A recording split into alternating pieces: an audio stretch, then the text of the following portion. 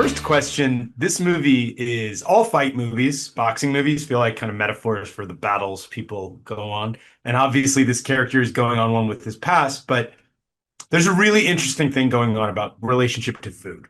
And I'm curious if you have thoughts on that and sort of like, cultural demands. It's interesting to see it on a man, but it's something that happens more often, especially in your space, in the performing space for women. And I'm curious how it impacted you and how you thought about it as a metaphor and as its bigger meaning, really, for the film. Yeah, like I think his addiction to food or his problems with his eating disorder. And look, we see Caitlin also. I mean, there's a scene in it where they're getting their very portioned out food. And this is a thing I think they both share. But maybe Boxer has it to much more extremes. But I think, in a culture that is so now focused on our physique and what we look like and everybody it used to be I came from a world of fashion, and that used to be the sort of profession where along with acting where your how you looked was so kind of picked upon, and that was sort of the thing that you had to focus on the most. But now everyone does it, right? It's like the Instagram world. It's like every single person is their own sort of publication of how they look. And I do think, people's relationship to food is very messed up. It's a necessity, but it's also something that becomes so synonymous with control and emotional control and how you sort of reward yourself or deny yourself. These kind of things that the film was probing and questioning was one of the reasons I signed on to do it. I thought it was so interesting. I mean, yes, it's a boxing movie, but is it? There's no actual boxing in it. As Sean would say, it's a boxing film with no boxing.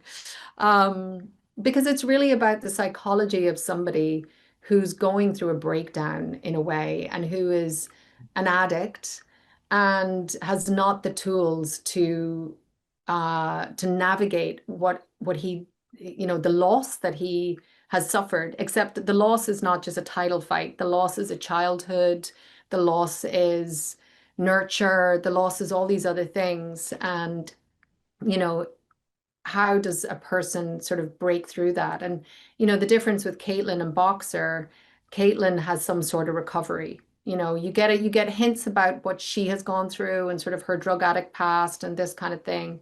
But she's been through recovery, so she has some tools, but Boxer still doesn't. So I just thought all of that, it's yes, it's on the surface, it's about cutting weight and the kind of intensity of that, but it's got all of these deeper layers to it, which I just thought was really interesting. Yeah, and it's really nice. You speak so well about all of that, and I mean, it's all kind of layered in there, the stew of it comes together in a way, especially in the end.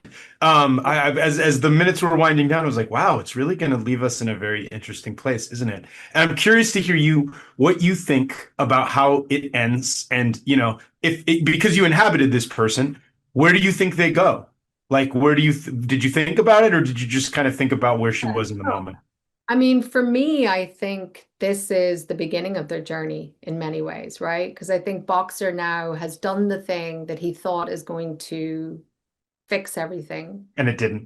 Really, this is just the beginning of his journey. And I think Caitlin knows that. That's why she's like, just come home, we'll talk about it. Yeah. It's not like, oh, well done, like I'm going to take you back and everything's going to be fine. No, this is where the work begins. Yeah, and Um, I don't want to cut you up, but I want to ask about this one specific thing. There's a moment in early where she makes a decision that's like a life or death decision related to him. And there's a scene where they talk about it and she goes along and I just can't imagine, like, how do you get in the space as a performer to think, yes, I'm willing to let this person sacrifice themselves?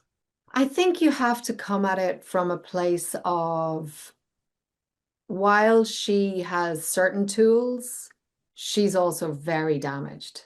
Hmm. And she loves him so much. And her love for him makes her make bad decisions.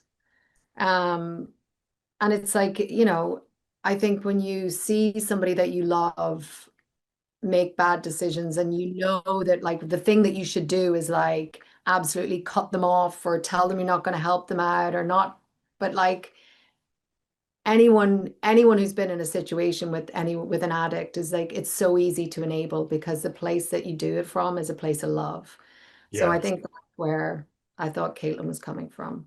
Well, I've run out of time. Thank you so much. You did a wonderful Oh, job, and thank this was a great interview. Appreciate it. you so much.